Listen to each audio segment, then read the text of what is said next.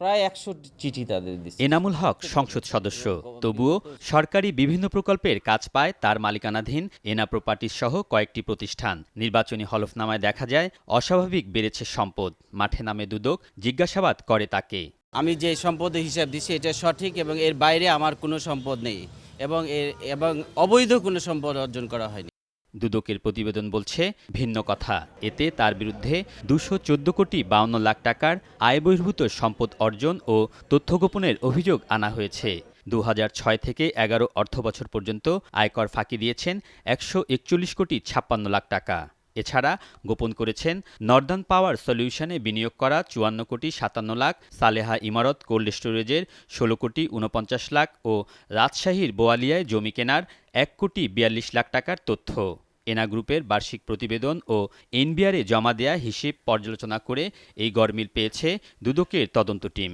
অনুসন্ধানের পর এনামুলের বিরুদ্ধে মামলার সুপারিশ করা হয় রিপোর্টে, কিন্তু তা ঝুলে আছে ১.৫ মাস ধরে।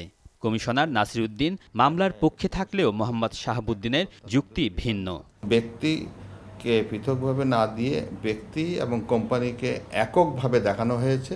একক সত্তা দেখিয়ে যে ইনকোয়ারিটা করা হয়েছে, that inquiry is totally faulty.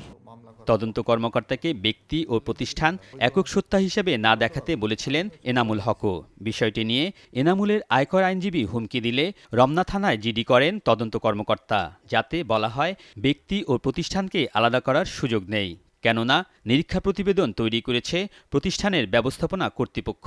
এগুলো যদি ডিসক্লোজ সে না করে থাকে ইনকাম ট্যাক্সে, সেটা ইনকাম ট্যাক্সাররা দেখবে। এটা আমার অভিমত। এটা কমিশনের ৩ জনের অভিমত মধ্যে একটা অভিমত আমার। ইট মে বি মাইনরিটি। এনামুল হকের দুর্নীতির অভিযোগের ব্যাপারে সিদ্ধান্তে পৌঁছতে পারছে না দুদক চেয়ারম্যান। এনামুল হকের একটা আছে, অনেকদিন ধরে তদন্ত রিপোর্টটাই আছে, এই বিষয়ে আপনারা আসলে কি সিদ্ধান্ত নিচ্ছেন? না, এটা কোনো সিদ্ধান্ত এখনো হয়নি। এটা দেরি হচ্ছে কেন? এটা পরীক্ষা করে দেখছি আমরা।